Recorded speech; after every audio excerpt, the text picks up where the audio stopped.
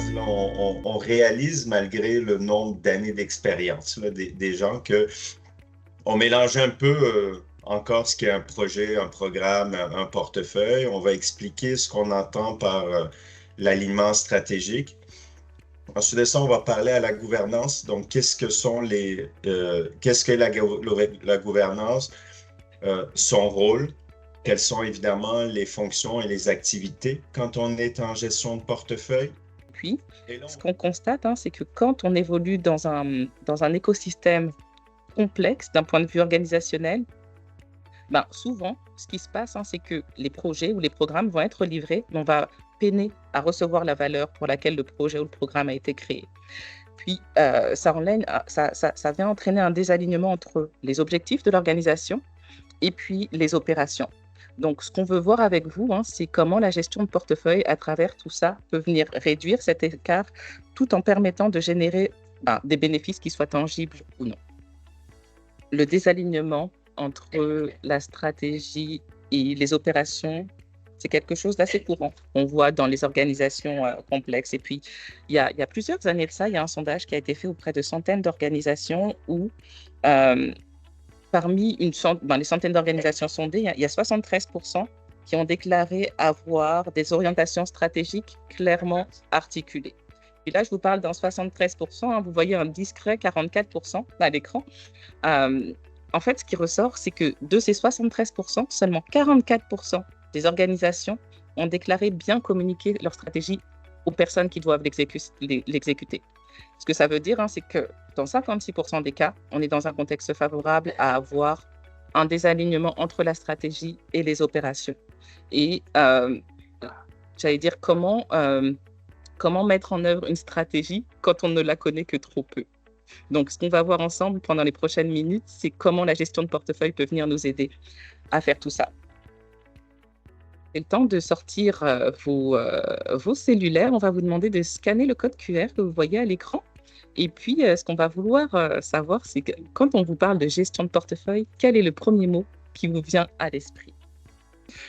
Donc, on va commencer à venir, on va dire, mettre la base, parler des fondements de la gestion de portefeuille. Donc, s'assurer d'avoir un vocabulaire commun, passer à travers des petits éléments théoriques. Et puis, vous montrer, j'allais dire, un diagramme qu'on a construit avec Christian, là, qui montre globalement l'écosystème de la gestion de portefeuille. Mais avant ça, tout à l'heure, j'ai entendu le commentaire par rapport à l'image, le commentaire que tu as lu, Christian. Pour moi, je vous l'ai dit, j'ai un profil assez littéraire, donc je suis quelqu'un qui est assez créatif, et puis une image vaut 1000 mots. Et cette analogie avec cette image de parachutiste, pour moi, est très parlante et répond bien à un contexte de gestion de portefeuille où je vois 3 points communs, notamment. Premier point commun, ça va être l'alignement à un objectif stratégique. À l'écran, là, ce que vous voyez, c'est une formation de parachutistes qui ont un objectif, être le plus possible attachés les uns aux autres pour répondre à un objectif qui est prendre la plus belle image possible. Deuxième élément, ça va être la coordination et la collaboration. Et enfin, l'adaptation et la communication. Je reviens à l'alignement stratégique. Dans l'image que vous voyez à l'écran, chacun des parachutistes peut être apparenté à un projet, à un programme. Chacun des parachutistes va avoir ses propres objectifs, sa propre trajectoire, ses propres besoins pour pouvoir assurer une descente sûre et réussie. Par contre, ils vont devoir travailler de concert, donc les uns avec les autres, ils vont devoir synchroniser leurs mouvements et pour s'aligner à la formation globale et répondre à l'objectif global. Tout comme on le fait en gestion de portefeuille de projet, où dans un portefeuille, on va avoir des projets, des programmes qui vont avoir leurs propres besoins, leurs propres trajectoires, leurs propres enjeux, leurs propres risques, mais ils vont devoir travailler ensemble pour répondre à l'objectif du portefeuille. Deuxième élément, je vous ai parlé de coordination et de collaboration. La réussite de l'image va dépendre de l'exécution coordonnée de chacun des parachutistes que vous voyez à l'écran. En gestion de portefeuille, on est dans le même contexte. Chacun des projets ou programmes au sein d'un portefeuille vont devoir être exécutés de manière coordonnée, de sorte à répondre à l'objectif. En gestion de portefeuille, on parle de priorisation de projet, donc choisir le bon projet au bon moment. On va parler aussi de séquencement, donc bien séquencer des activités pour s'assurer justement s'il y a des interdépendances ou des dépendances dont on a parlé tout à l'heure, que les choses s'exécutent dans le bon ordre pour pouvoir livrer la valeur escomptée. Le dernier élément, et non le moins, c'est l'adaptation et la communication en continu. La gestion de portefeuille, ce n'est pas quelque chose qui se fait de manière isolée, ce n'est pas quelque chose qui se fait tout seul dans son petit coin de bureau. On le voit à l'écran, c'est la même chose. Pour répondre à l'objectif, les parachutistes ont besoin les uns des autres. Et puis, ils vont devoir communiquer constamment les uns avec les autres pour pouvoir garder la forme escomptée. Ils vont devoir aussi s'adapter en continu, s'adapter à des éléments, je dirais, internes, les uns avec les autres, et au mouvement de chacun, mais aussi externes, la force du vent, la direction du vent. En gestion de portefeuille, on est dans le même contexte.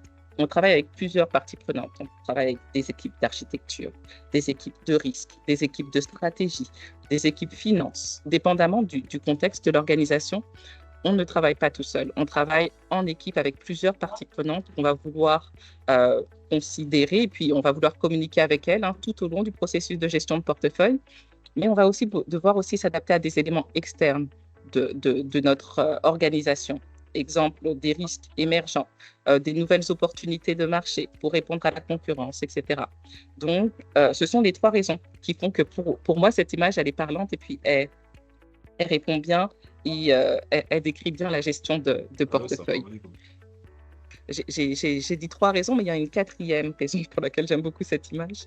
Je me suis beaucoup concentrée sur le noyau de l'image pour la décrire, mais à l'extrémité, on voit des personnes qui relâchent le groupe. En gestion de portefeuille, des fois, il faut faire des choix difficiles et puis il faut savoir des fois relâcher certaines opportunités ou relâcher certains projets qu'on a débutés, puis on pensait que ces projets allaient livrer certains bénéfices et puis en cours de route, on se rend compte que c'est plus le cas. Dans ce cas-là, ça prend certaines décisions courageuses et ça prend d'arrêter certains projets pour laisser les investissements et laisser les fonds pour d'autres projets qui pourraient apporter encore plus de valeur. Donc, on va passer à la prochaine diapo. On va y aller avec les définitions. Puis ce qu'on constate, c'est qu'il y a souvent un mélange, surtout un gros programme qui des fois est utilisé comme portefeuille ou un petit portefeuille comme un programme. Donc un projet, évidemment, ça a un début, ça a une fin.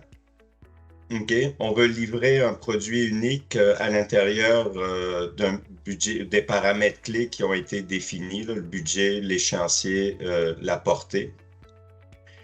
Un programme, c'est un sous-ensemble de projets ou de sous-programmes qui sont interreliés, dépendants l'un de l'autre et qui ont été démarrés à l'intérieur de la gouverne d'un programme parce qu'ils ne pourraient pas livrer les bénéfices s'ils avaient été entrepris séparément. Okay? Il y a un fort lien de dépendance qui fait que pour que chacun des projets livre les bénéfices, ils doivent être coordonnés ensemble. Donc, il y en a qui vont de définitions qui sont assez proches, effectivement. Puis, le portefeuille, c'est un ensemble de projets, de programmes ou de sous-portefeuilles qui ont été priorisés dans le but d'atteindre des objectifs stratégiques tout en assurant l'optimisation des ressources. Et ici, tout au long de la présentation, quand on parle de ressources, on va systématiquement parler des ressources financières, humaines et matérielles.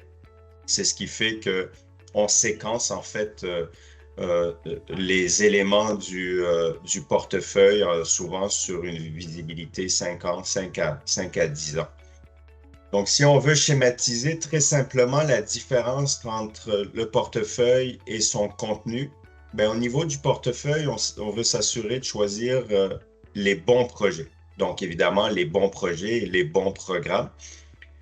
Alors que quand on est en exécution, en projet et en programme, on va s'assurer de bien faire, de bien livrer le projet et le programme. Et quand on parle de sous-portefeuille, évidemment, tout ce qui est en lien avec le portefeuille organisationnel, ce sont exactement les mêmes activités, les mêmes exigences qu'on retrouve à l'intérieur d'un sous-portefeuille qui, lui, est composé de projets puis de programmes.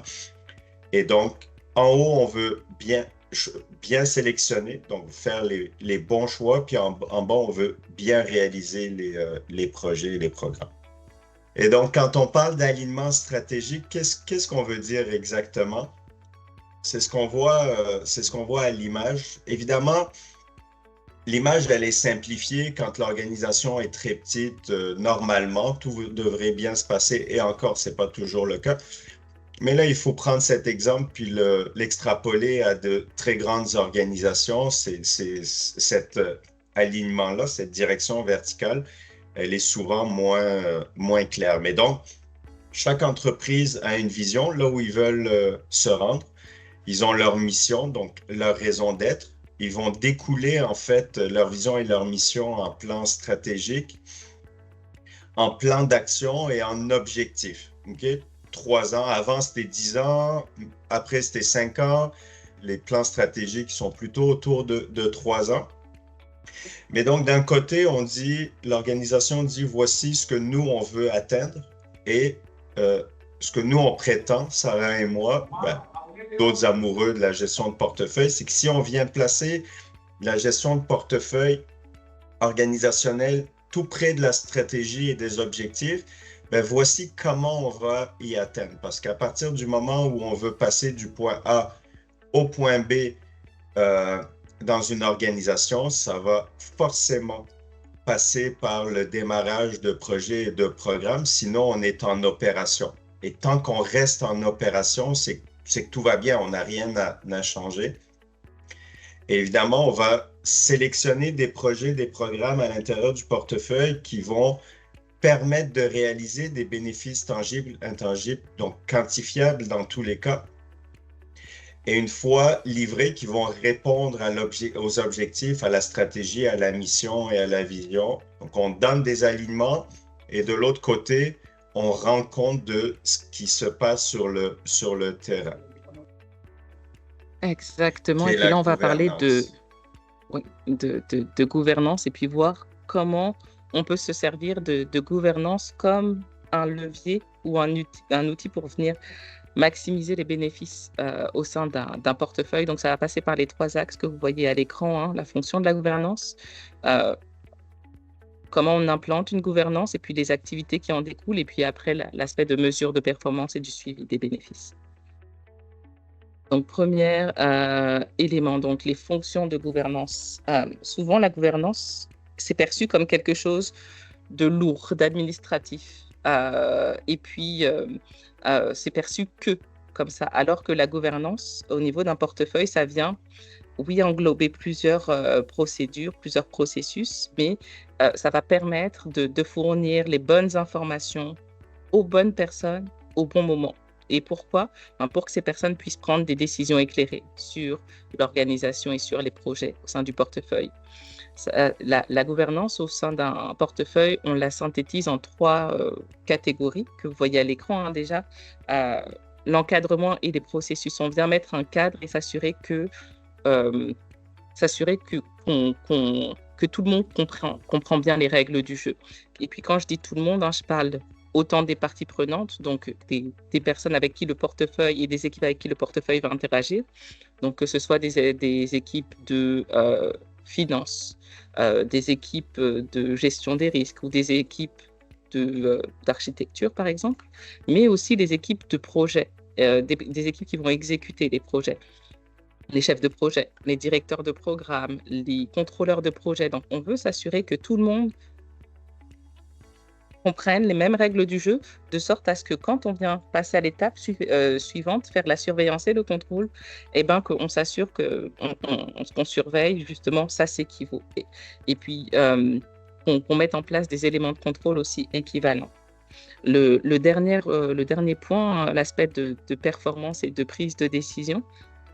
Là aussi, l'harmonie est très importante. On veut s'assurer que quand on remonte ou quand on redescend l'information, on additionne des pommes avec des pommes et pas des pommes avec des oranges. On veut s'assurer qu'il y ait une harmonie au niveau des définitions, au niveau de la gouvernance, et puis pour effectuer un dialogue, ce qu'on appelle le dialogue de performance, dont je vais vous parler un peu plus tard.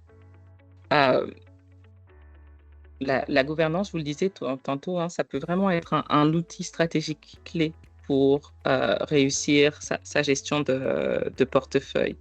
On le voit là, il y a différentes, on va dire différentes couches. Puis je vais vous mettre tout de suite, voilà, la diapo complète.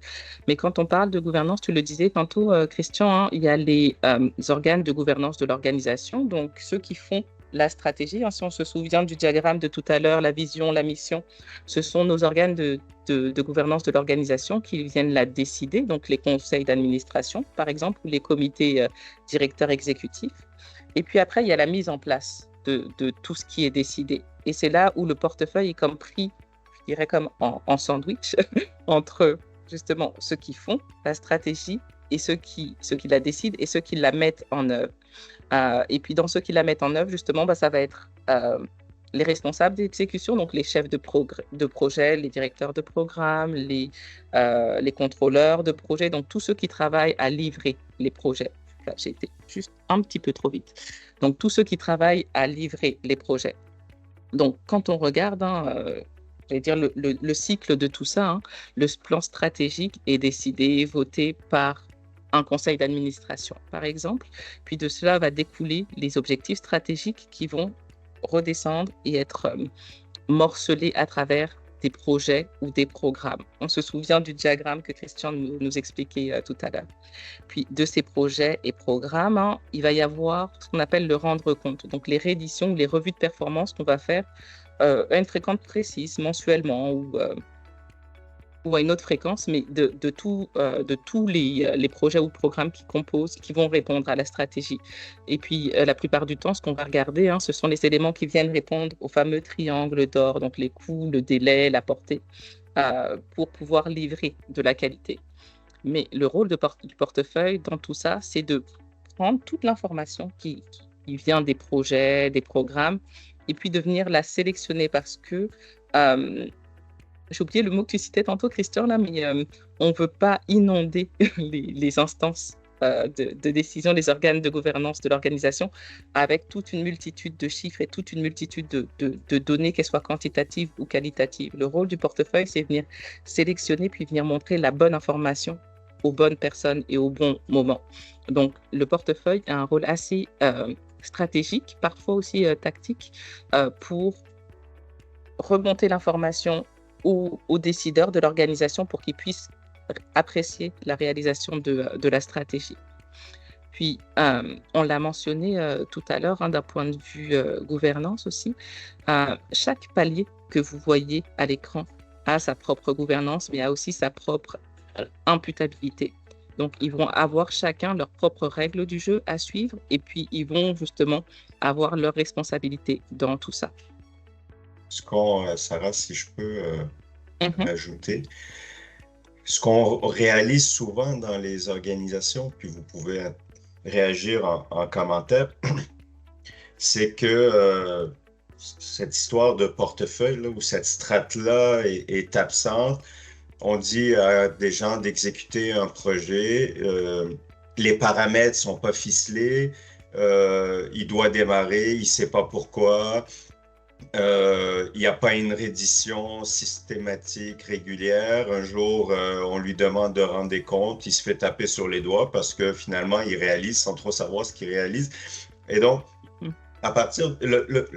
oui, le portefeuille doit prioriser, sélectionner en fonction des bénéfices que ça va générer, mais en plus de ça, il a la responsabilité de fournir les paramètres clés, OK, à la strate inférieure qui va réaliser. Parce que comment est-ce qu'on va demander à ceux qui le réalisent d'être responsables, imputables d'un projet qu'on vient de leur livrer quand cette étape clé a été escamotée? On ne peut pas, là, on peut pas. Il y a un non-sens là-dedans. Et souvent, le temps n'est pas pris à se dire, voici le projet, je te le présente, les paramètres clés, les raisons, pourquoi, et hop, maintenant, s'il te plaît, développe la charte de projet en conséquence. Et ça vient donc avec, encore là, des responsabilités à chacun de ces niveaux et une information de plus en plus exécutive qui remonte. Comme Sarah disait, c'est pas toute l'information qui doit remonter.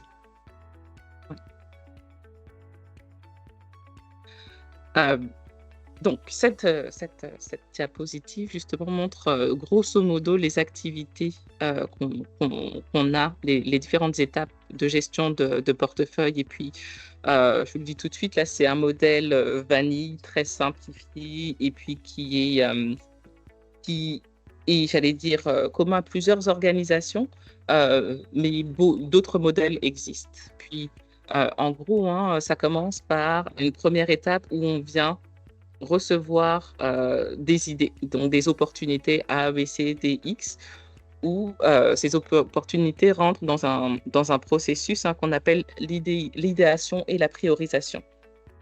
Je vous l'ai dit, hein, quand on regarde la gestion de portefeuille, on regarde plusieurs aspects. Donc, quand on va regarder les opportunités, hein, la bonne pratique veut qu'on ne se concentre pas uniquement sur les coûts de l'opportunité. On va vouloir savoir quel bénéfice va rapporter cette opportunité, quels sont les risques que cette opportunité va apporter avec elle à l'organisation.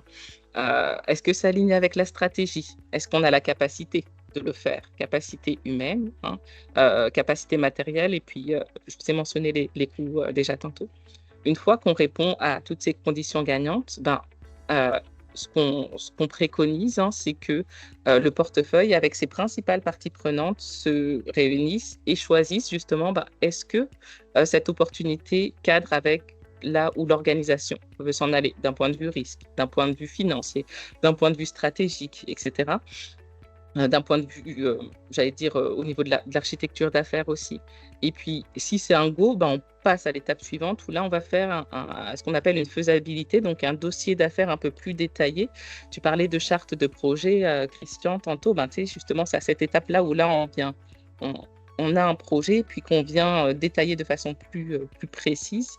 Et puis, on vient regarder est-ce qu'on a les ressources disponibles, quelles sont les contraintes techniques, quels sont les risques, de façon plus précise et plus spécifique pour assurer justement leur viabilité.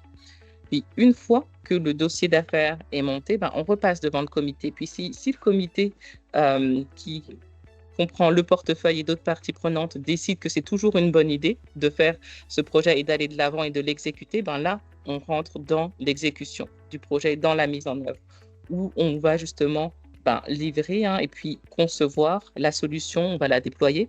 Et puis, on va aussi, c'est là qu'on va faire le rendre compte, la reddition à des moments précis avec le portefeuille. Et puis, encore une fois, pas uniquement sur les coûts. On va vouloir regarder à des moments clés, justement, quels sont les risques, quels sont les bénéfices, est-ce que c'est toujours aligné avec là où l'organisation veut s'en aller. OK. Donc, qu'est-ce qui fait qu'un projet qui cote extrêmement fort, on décide de ne pas le réaliser, ou un projet qui cote faible, on décide de le réaliser? Il y a 2-3 facteurs là. S'il est réglementaire, OK, on n'a pas le choix que de le réaliser. Il ne rapportera peut-être aucun bénéfice à part d'être obligé de le faire puis de ne pas faire fermer l'organisation. Mais un projet réglementaire, il va systématiquement monter en haut de la piste. Un projet de sécurité, évidemment, sécurité publique usagée, il va monter rapidement. Un projet qui cote très fort mais qui est extrêmement risqué, on peut prendre la décision de ne pas le réaliser. Et donc, il y a 2-3 scénarios qui vont faire en sorte qu'une fois qu'on a passé à travers la grille de priorisation, le responsable du portefeuille, lui, en fonction des paramètres que la gouvernance lui a donnés, faire 2-3 scénarios qu'il va présenter en disant, ça c'est le mix idéal en fonction des orientations que j'ai eues, de la tolérance au risque, des directives reçues. Et là, il va remonter 2, 3, 4 scénarios et ensuite de ça, des décisions seront prises. Donc, on ne passe pas en exécution systématiquement un projet qui a coté fort. Mesure de la performance. au niveau du portefeuille, tout à l'heure, j'ai fait très brièvement allusion au dialogue de performance, hein. Ce que, ce qui vient des projets, programmes, qui est remonté au portefeuille et puis qui après est remonté aux organes de décision de l'organisation. Ben, c'est pour s'assurer justement d'avoir toujours un alignement stratégique, hein, qu'on est toujours aligné avec la stratégie. Désolée, je vais trop vite. On est toujours aligné avec la stratégie, s'assurer aussi, j'allais dire, d'être rentable, hein. C'est sûr qu'on ne veut pas se focaliser sur les coûts, mais on veut quand même s'assurer d'avoir une rentabilité. Donc, on regarde les coûts versus les bénéfices qu'amène un projet, l'aspect des risques, les risques pour l'organisation, les risques des projets, programmes à l'intérieur du portefeuille, donc à la fois les risques globaux et puis les risques plus détaillés des projets. Et puis tantôt, on en parlait, hein, l'optimisation des ressources, que ce soit les ressources financières, matérielles ou humaines à l'intérieur d'un portefeuille. Donc, ce sont 4 éléments clés à considérer quand on fait une revue de performance d'un portefeuille. Et puis ici, hein, c'est pas la performance d'un projet qui va faire la performance du portefeuille, ça va être la performance de la globalité. Tout comme ça va pas être la réussite d'une seule de ces 4 sphères qui va faire la performance d'un portefeuille, ça va être la réussite de la totalité, donc l'atteinte de l'alignement stratégique, la rentabilité, une saine gestion des risques et une saine optimisation des ressources. Tout ça rend un portefeuille performant et pas l'un ou l'autre exclusivement. De notre vécu, hein, l'écart le plus difficile à gérer, c'est vraiment l'écart entre la stratégie et entre la stratégie et ce qu'on livre. Puis, on parle de cet écart parce que souvent, quand on parle de mesures de performance, on se contente de regarder la performance de consommation des dépenses, des dollars en projet. Donc, c'est un piège dans lequel je vois plusieurs personnes tomber, hein. Quand on parle de performance, on va parler uniquement soit de dollars ou sinon on va parler de tout plein d'indicateurs et puis on va être entouré d'une dizaine d'indicateurs clés de performance. Et puis, on va ne plus pouvoir les faire parler parce que trop d'indicateurs, selon moi, tuent l'indicateur. Et dans les pièges à éviter, outre le fait de regarder que les dollars, c'est justement le fait d'avoir trop d'indicateurs clés de performance et de regarder exclusivement les indicateurs clés de performance. Puis là, on fait référence à quelque chose d'autre qu'on a en commun avec Christian, hein. On adore la gestion de portefeuille, mais l'autre point de commun qu'on a, c'est qu'on déteste les serpents et puis on déteste les cobras. Et puis, je fais un petit clin d'œil à chaque fois à ma fille, là, qui, elle, contrairement à moi, adore les serpents et adore les cobras, et puis qui a fait ce beau dessin de cobra. Mais est-ce que vous êtes familier avec l'effet cobra? Est-ce que vous connaissez cette histoire vraie de l'effet cobra qui date de l'époque coloniale, hein, dans la ville de Delhi en Inde, qui, pendant une longue période, a été envahie de cobras. Puis les autorités, voyant qu'il y avait de plus en plus de cobras, ont voulu prendre action. Et puis pour prendre action, ils ont eu la bonne idée d'offrir un petit pécule d'argent à tous ceux qui allaient rapporter aux autorités un cobra mort. Donc, les personnes, hein, se sont mis à rapporter des cobras et encore des cobras aux autorités pour avoir de plus en plus d'argent. Sauf qu'au bout d'un moment, les autorités se sont rendues compte que ça empirait les choses et que ça ne s'arrêtait pas. Et puis, en fait, ce qui s'est passé, c'est que les gens s'étaient mis à élever des cobras pour pouvoir les emmener aux autorités et puis pour avoir justement arrondir leur fin de mois et puis avoir leur argent. Donc cette histoire d'effet cobra, à chaque fois, c'est comme une piqûre de rappel pour Christian et moi pour dire que choisir son indicateur clé de performance, c'est très important. Et bien le choisir, c'est encore plus important. Et j'allais dire, la cerise sur le sundae, comme on dit au Québec, c'est que une fois que les autorités se sont rendues compte que ça créait l'effet inverse, ils se sont dit on va arrêter. On va arrêter de donner de l'argent à tous ceux qui ramènent des cobras. Donc, ils ont arrêté d'un coup net. Et puis, l'effet que ça a eu, c'est que les personnes, ils n'avaient plus besoin de leurs cobras. Donc, ils se sont mis à tous les relâcher dans la rue. Et donc, la ville s'est retrouvée encore plus ensevelie qu'au jour 1. Donc, c'est une bonne piqûre de rappel que l'indicateur clé de performance, c'est important, mais il ne faut pas le regarder de façon isolée. On va à la gestion du changement. Donc, ça, c'est des notions qui sont que vous maîtrisez déjà. Mais comment la gestion du changement, on parlait du 70% là, dans des transformations organisationnelles. On peut prendre l'exemple là où, c'est ce qu'on disait, là, vous avez priorisé, sélectionné entre 5 et 10 ans. Donc, il y a des gens qui ont attendu pendant des années, qui finalement ont vu leur projet être au programme sélectionné, priorisé, et là, ils attendent. Là. Dans un an, on va démarrer. Il y a un chamboulement à l'intérieur d'une organisation. L'exécutif change, les priorités organisationnelles changent, le travail au niveau d'un portefeuille est rééquilibré, comme la question qui a été posée.